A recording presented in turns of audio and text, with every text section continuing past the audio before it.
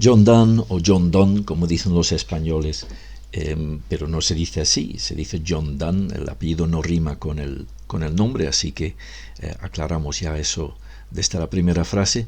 John Donne es, a mi modo de ver, el más interesante, el más brillante de los poetas barrocos en lengua inglesa. No voy a hacer aquí una introducción general a su vida y obra. Me limito a decir que en su biblioteca había muchos libros españoles y eso podría ser una explicación parcial de la fuerte relación que hay entre su estilo conceptuoso y agudo, con la relación entre su estilo y el estilo del barroco español, ¿no? El conceptismo que encontramos en autores como Quevedo está muy desarrollado en John Donne, aunque de una forma también muy personal. Yo voy a hablar de lo que considero su mejor poema. Es un poema del que recuerdo la primera vez que lo leí.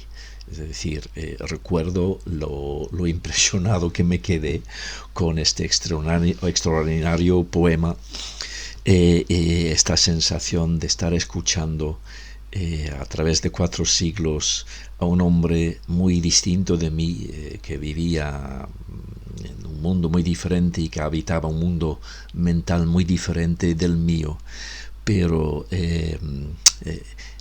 la sensación de entender algo de cómo sentía las cosas y el quedar impresionado con su forma de expresar su percepción de las cosas.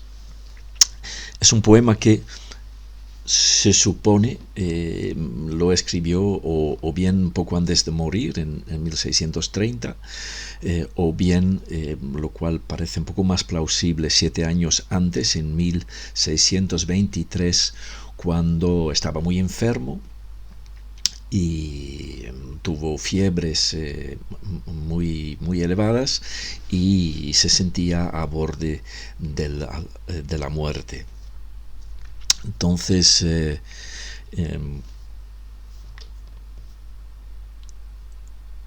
no sé si esto es realmente muy importante. No sé si una persona tan enferma como debe de haber estado es capaz de escribir un poema así, o si hay que pensar más bien que es una recreación posterior de los sentimientos de un hombre enfermo. Lo que claro es que expresa de una forma extraordinaria las reflexiones de un hombre cristiano creyente en el más allá, ante la cercanía de la muerte. Es un poema en 6 estrofas, 6 estrofas de 5 versos, es decir, 30 versos en total, y lo voy a leer. Es difícil saber cómo leerlo porque el inglés antiguo pues sonaba muy diferente, y de hecho de las 6 estrofas me parece que solo hay una que a fecha de hoy sigue conservando la rima original, es decir, muchas estrofas han perdido una o más de sus rimas por los cambios fonéticos del inglés. Luego hay nombres bíblicos que bueno, él no habrá pronunciado como en hebreo, y no estoy yo tampoco seguro siempre de saber cómo se dicen en hebreo. Es decir, que lo leeré más o menos como me imagino que él lo leería si aprendiera inglés moderno. Y por otra parte, pues hay palabras como Gibraltar, hay una referencia a Gibraltar en el poema, que como tiene que rimar en R, pues probablemente no hay que leerlo como lo leería un inglés ahora, Gibraltar, sino Gibraltar. Es decir, haré lo que pueda para darle una fonética mínimamente coherente al poema. Dice así en inglés: Since I am coming to that holy room, where with thy choir of saints for evermore I shall be made thy music. As I come, I tune the instrument here at the door, and what I must do then, think now before. Whilst my physicians by their love are grown cosmographers, and I their map, who lie flat on this bed, that by them may be shown that this is my southwest discovery, per fritum febris, by these straits to die. I joy that in these straits I see my west. For though their currents yield return to none, what shall my west hurt me? As west and east in all flat maps, and I am one, are one, so death doth touch the resurrection. Is the Pacific Sea my home? Or are the eastern riches? Is Jerusalem, Anyan, and Magellan, and Gibraltar, all straits, and none but straits, are ways to them, whether where Japhet dwelt, or Cham, or Sem. We think that Paradise and Calvary, Christ's cross and Adam's tree, stood in one place. Look, Lord, and find both Adams met in me. As the first Adam's sweat surrounds my face, may the last Adam's blood my soul embrace. So in his purple wrapped, receive me, Lord. By these his thorns, give me his other crown. And as to others' souls I preach thy word, be this my text, my sermon to mine own. Therefore that he may raise, the Lord throws down.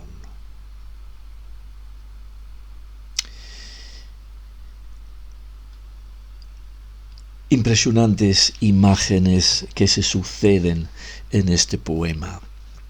Lo que voy a hacer es comentarlo brevemente, estrofa por estrofa. Hay mucho más que decir de lo que puedo hacer en una breve grabación que no quiero alargar muchísimo, pero algunas pequeñas observaciones haré y leeré después estrofa por estrofa mi traducción a ver qué os parece. Anticipo que la traducción, por supuesto, dista mucho de la perfección que me gustaría alcanzar, porque los poetas barrocos son capaces de condensar tanto en tan poco texto que es la pura desesperación del traductor. Habréis notado tal vez que el poema no tiene un sonido como un arroyo manso. La métrica o la prosodia de John Donne es áspera. Le gusta eso, o mejor dicho, tal vez no le interesa la meliflua melodía de la poesía renacentista, lo que piensa mucho en el sentido y en condensar sentidos, y no le interesa mucho lo puramente eufónico del verso, ¿no? En inglés moderno el texto se hace todavía más áspero por la desaparición de tantas rimas, he de decir, ¿no? Es a veces tal vez difícil incluso identificar el verso individual. Venga, vamos estrofa por estrofa. La primera estrofa. Since I am coming to that holy room, where with thy choir of saints for evermore I shall be made thy music. As I come, I tune the instrument here at the door, and what I must do then, think now before. La imagen es llegar a la sala eterna, al reino de los cielos. No parece temer John Donne aquí que su destino sea el infierno. Está seguro de estar en la antecámara de la sala divina, que tiene algo aquí de una sala de conciertos, porque su imagen es la de, al atravesar el umbral de esa sala, se va a convertir en un componente, una parte de la música divina, que se puede y se debe, entiendo, interpretar en dos sentidos diferentes, simultáneos, o desde dos tradiciones diferentes. Una que nos dice que en el reino de los cielos nos vamos a encontrar con un coro refulgente de ángeles y ánimas benditas cantando eternamente una música inimaginable para oídos terrestres, ¿no? en su infinita belleza, y que claro, al atravesar el umbral del cielo, el alma se va a convertir en una voz más en ese gran coro. Pero detrás de esto también está sin duda la idea pitagórica de la armonía de las esferas, ¿no? Los 7 esferas celestiales que producen una gran armonía que se manifiesta en una secuencia melódica, ¿no? De las 7 notas musicales. Es decir, que al morir también el alma se va a convertir en una parte de la música cósmica.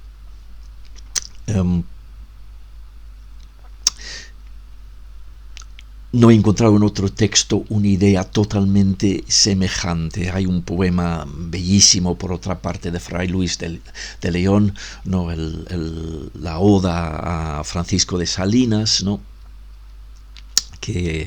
que habla en términos similares del alma subiendo por las esferas celestes gracias a la música y encontrándose con la música divina. Pero nunca me he encontrado con esta idea de que la agonía de la muerte es el paso a formar parte de esa gran música cósmica. La música, por supuesto, la entendían como un fenómeno eminentemente espiritual, ¿no? No hay manifestación material de lo que es la música. Es decir, era para el pensamiento cristiano una buena representación de lo espiritual, la idea de la música. Es decir, que la música corresponde no al cuerpo, sino al alma, y el alma es, en esta estrofa de John Donne, evidentemente, el instrumento que él va afinando ante la puerta del reino de los cielos.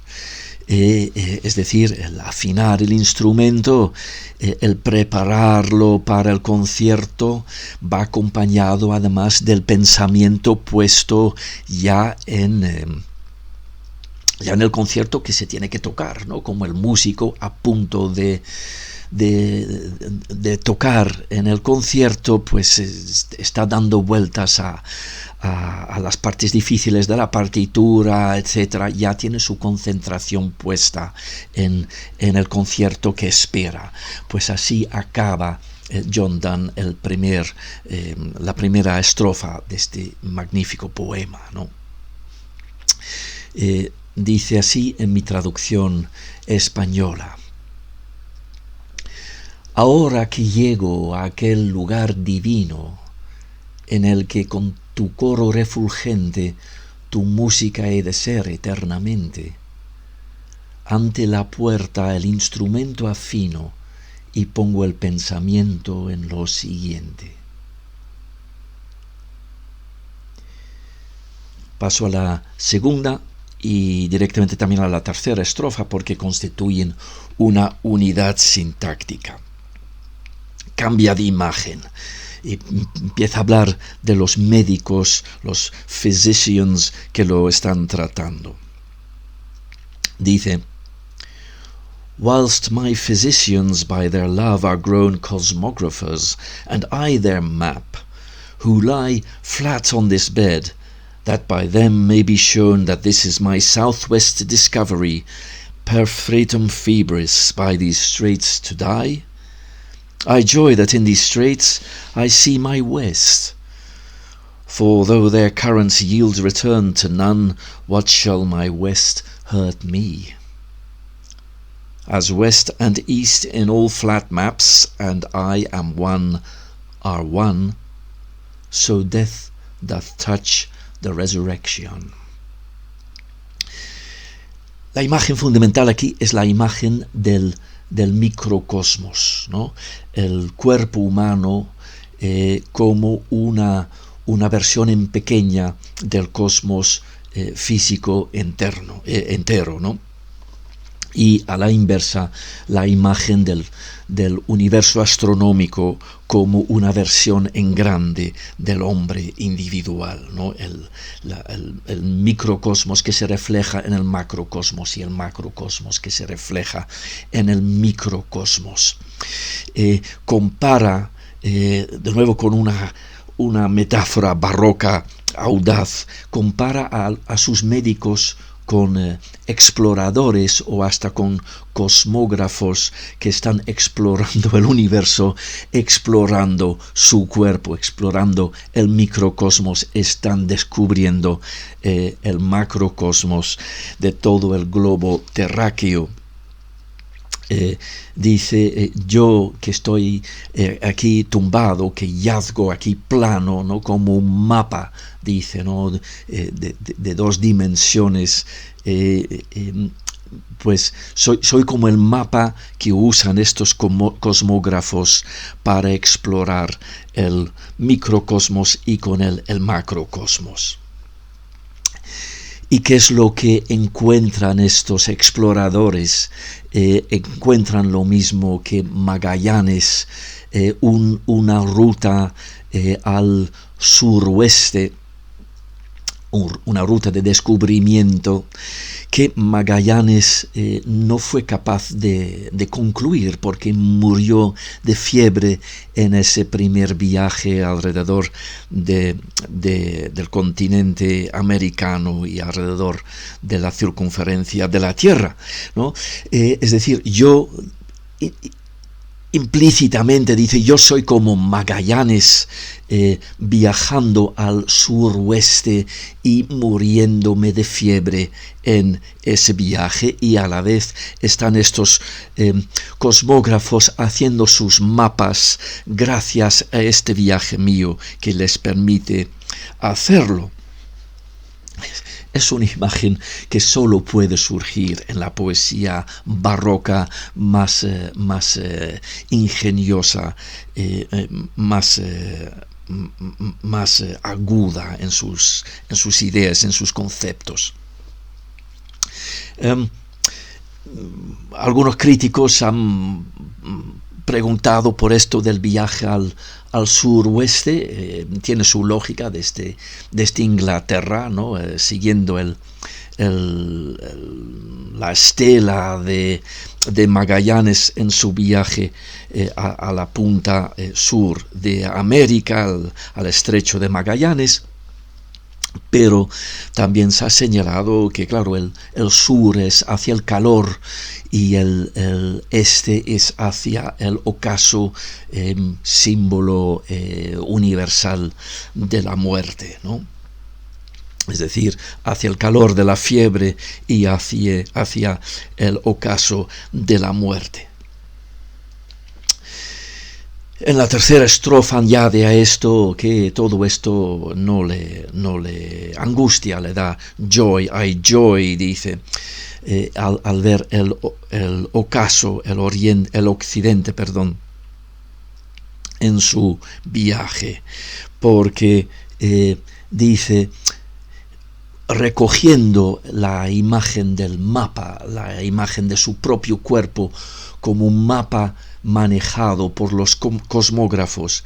Recuerda que los mapas tienen en su extremo el mismo lugar que en el otro extremo, es decir, que son no es que los extremos se toquen, sino que se tocarían si envolveríamos un globo terráqueo con ese mapa.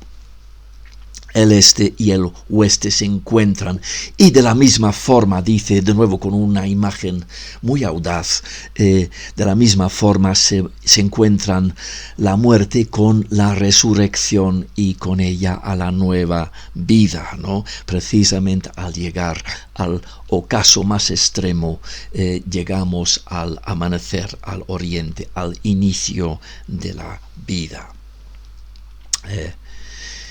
Lo he traducido así.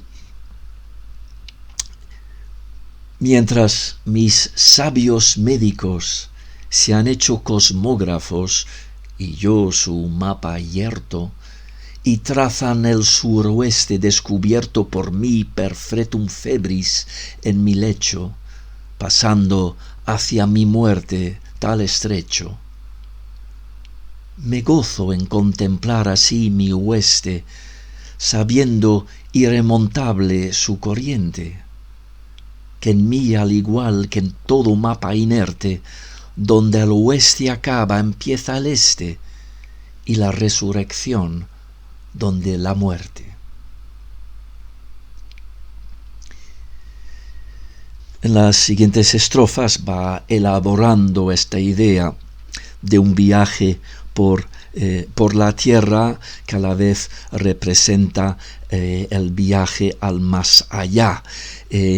No sabe, dice exactamente cuál es el lugar o cómo es el lugar hacia donde está viajando, solo sabe que tiene que pasar para ello por unos straits.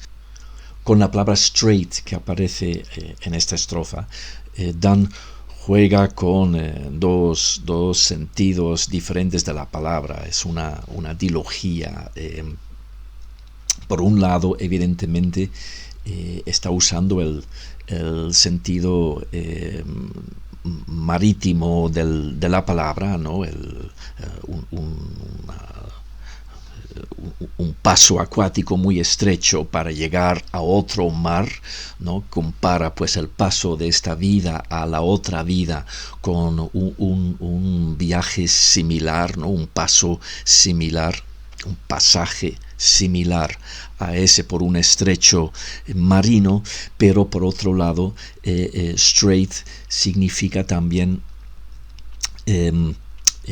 situación muy difícil, agobiante, y los Dire Straits, que muchos conoceréis como nombre de un grupo musical, son generalmente las agonías ante la muerte, ¿no? Entonces aquí también está refiriéndose a esas Dire Straits.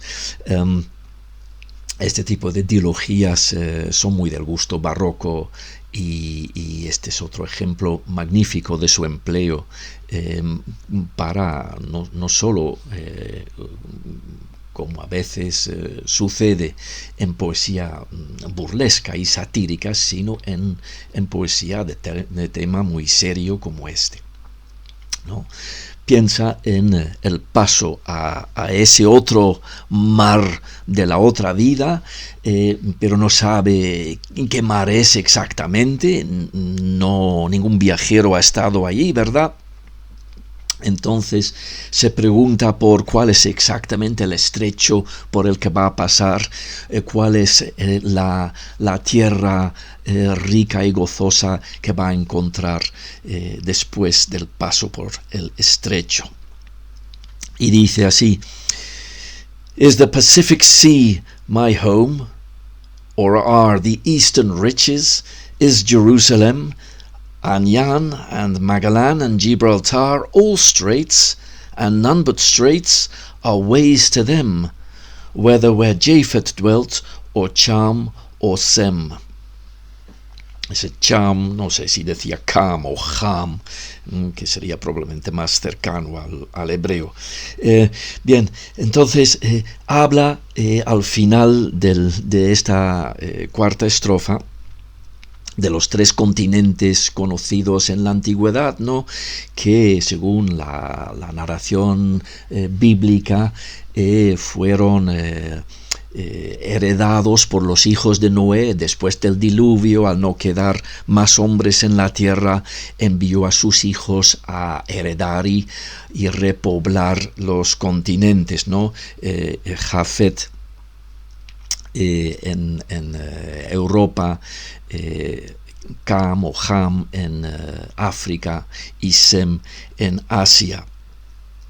Es decir, muchas veces se mete en estos poemas mucho de la erudición de John Donne, la erudición bíblica en este caso. Y se refiere a los varios estrechos que llevan a otros mares, ¿no? El estrecho de Añano, de Bering, de Magallanes y de Gibraltar. Bien, hay algo detrás de esta estrofa también, el debate que había sobre el lugar exacto del paraíso terrenal, ¿no? Que fue un problema teológico durante siglos donde podría encontrarse físicamente ese lugar. Lo va a elaborar en la siguiente estrofa. Primero leeré mi traducción de esta, que dice: será pues el Pacífico mi hogar, Jerusalén, el opulento oriente, Magallanes, Anián y Gibraltar estrechos son estrechos de pasar, de Cam, Jafet o Sem al continente. Bien, en la quinta estrofa aplica el debate sobre el lugar exacto del paraíso terrenal a lo que podríamos llamar topografía espiritual, porque va a conectar el lugar del paraíso terrenal con el lugar del Gólgota, del Calvario de Jesús de Nazaret. En fin, el lugar de la crucificación. Entonces, eso es difícil suponer que eso puede ser el mismo sitio geográfico que el paraíso terrenal, pero lo es en cierto sentido espiritual. Nos va a decir que se dice que el mismo lugar del paraíso terrenal es el lugar de la crucificación, y eso es así porque en cierto sentido Cristo en la cruz anula o rectifica o purifica o nos redime de el pecado original que nos expulsó del paraíso, ¿no? Según la teología cristiana. Y dice así en inglés: we think that paradise and Calvary, Christ's cross and Adam's tree stood in one place. Look, Lord, and find both Adams met in me. As the first Adam's sweat surrounds my face, may the last Adam's blood my soul embrace.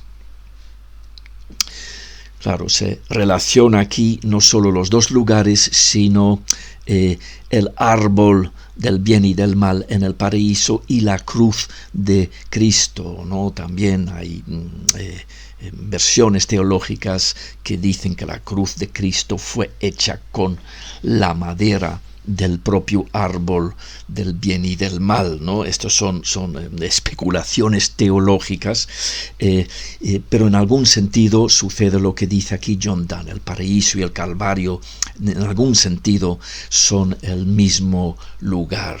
Y lo relaciona también al decir que se trata de dos Adanes. Recordemos que Adán en hebreo no es un nombre propio, sino que significa ser humano, significa el hombre, ¿no? Entonces el primer hombre es Adán en el paraíso, y el segundo hombre en sentido teológico es el nuevo Adán que nos redime al ser crucificado. Mira en mí, dice John Donne, mira en mí, Señor, a los dos Adanes, el primer Adán, el pecador que soy, y el segundo Adán que es Cristo y que encuentra el perdón por los pecados y la vida eterna. Con un nuevo alarde de ingenio se refiere al sudor del primer Adán, ¿no? Que según Génesis Dios le manda ganarse el pan con el sudor de su frente. Pues ahí está John Donne sudando de la fiebre que padece. Y por otro lado está la sangre de Cristo, que es la redención de ese pecado. Dice, pues con estos dos, como lo diremos, estos dos líquidos corporales, ¿no? También se representan los dos extremos, el pecado original y la redención del pecado. Deje pues que la sangre de Cristo, dice, envuelva mi alma, ¿no? Embrace my soul. Fijaros cómo una y otra vez está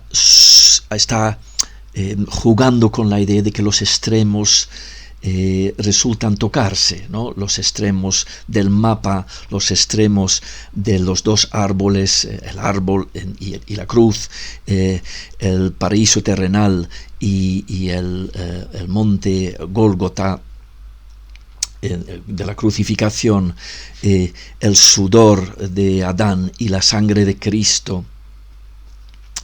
Todo se unifica de alguna forma, o se toca o se une en este gran poema conceptista. La idea de la sangre de Cristo abrazando su alma le lleva al recuerdo de que Cristo es el Mesías, se supone, ¿no? El rey de los judíos, el rey descendiente del rey David, que ha venido a ser rey de los judíos y a ser rey de los seres humanos, según las versiones evangélicas. Pues esa sangre de Cristo le hace pensar en los mantos regios, que son rojos, o mejor dicho, están teñidos de púrpura, ¿no? Y en el lenguaje poético del Renacimiento y del Barroco, todo lo que es rojo se exalta como de color púrpura, ¿no? Pues va pensando en esto, que la sangre de Cristo es a la vez el manto regio de Cristo y el manto regio que le va a envolver al pasar al reino de los cielos con las ánimas benditas. Creo que no había leído mi traducción todavía, lo voy a hacer ahora. Dice lo siguiente: el paraíso con su árbol yace donde el Calvario con su cruz se estira. Señor, en mí a los dos Adanes mira, y si el primer Adán sudar me hace, la sangre del segundo mi alma abrace.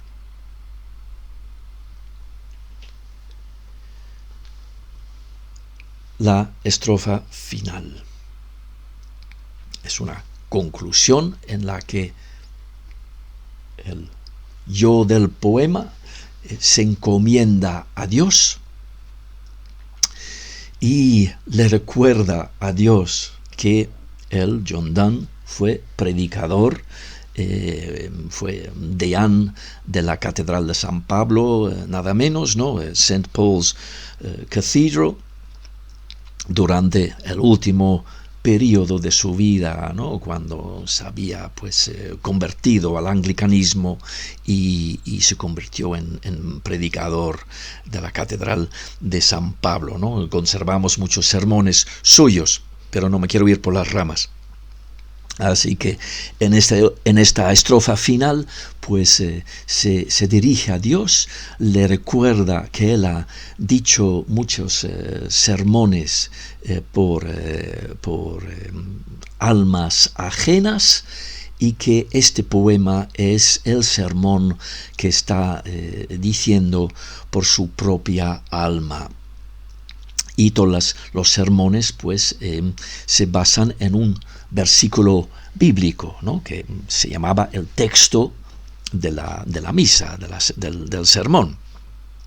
Y entonces elige bastante libremente un versículo bíblico para este poema en concreto, ¿no? Dice así en inglés. Recordemos que se acaba de referir a la sangre de Cristo envolviendo su alma. Dice: So in his purple wrapped, receive me, Lord. By these his thorns, give me his other crown.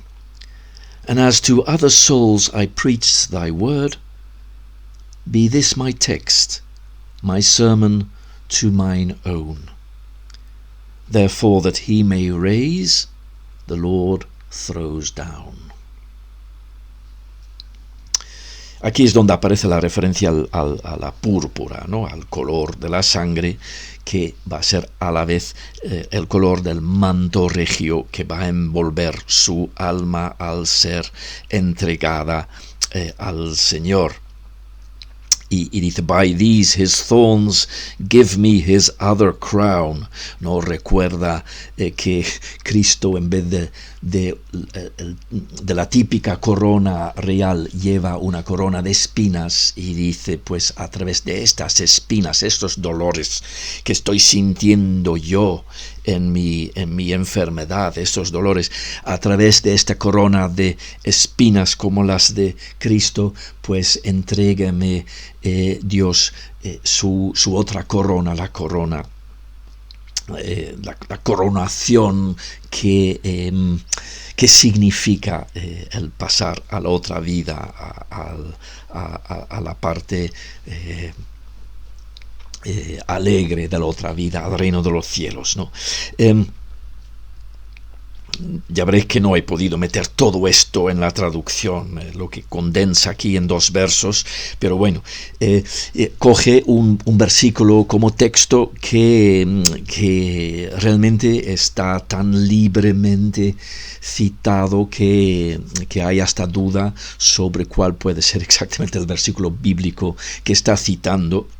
Se ha identificado un versículo de Job, del libro de Job, el 22-29, pero tan libremente citado que es difícil conectarlo.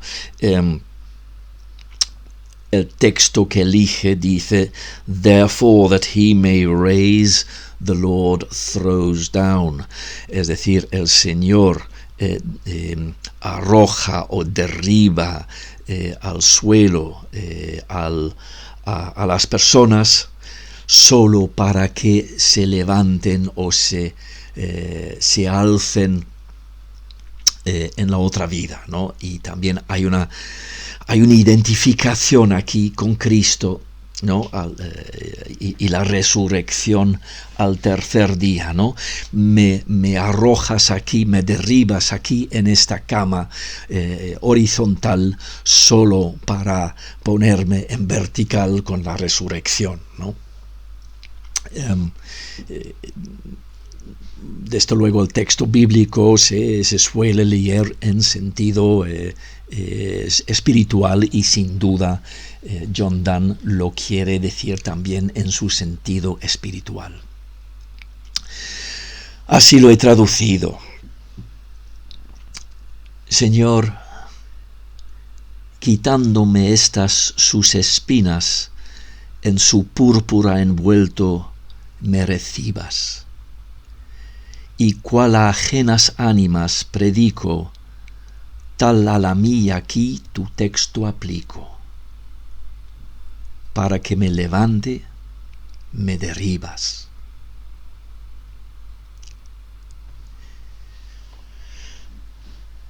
Bueno, para concluir, voy a leer el poema de principio a final, como se debe leer. Esta vez en traducción. Al principio lo he leído en inglés y espero que refleje al menos dignamente algo de la grandeza de este extraordinario poema, este intenso poema que expresa los sentimientos de un cristiano agonizando. Lo leo sin título porque los títulos son realmente apócrifos, fueron añadidos en ediciones póstumas, y empiezo directamente desde el primer verso. Ahora que llego a aquel lugar divino en el que con tu coro refulgente tu música he de ser eternamente, ante la puerta el instrumento afino y pongo el pensamiento en lo siguiente. Mientras mis sabios médicos se han hecho cosmógrafos y yo su mapa yerto, y trazan el suroeste descubierto por mí perfretum febris en mi lecho, pasando hacia mi muerte tal estrecho. Me gozo en contemplar así mi oeste, sabiendo irremontable su corriente, que en mí, al igual que en todo mapa inerte, donde el oeste acaba empieza el este, y la resurrección donde la muerte. Será pues el Pacífico mi hogar, Jerusalén el opulento oriente,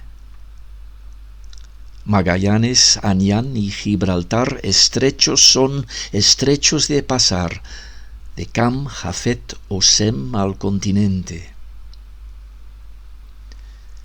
El paraíso con su árbol yace donde el Calvario con su cruz se estira. Señor, en mí a los dos Adanes mira, y si el primer Adán sudar me hace, la sangre del segundo mi alma abrace. Señor, quitándome estas sus espinas, en su púrpura envuelto me recibas. Y cual a ajenas ánimas predico, tal a la mía aquí tu texto aplico. Para que me levantes, me derribas.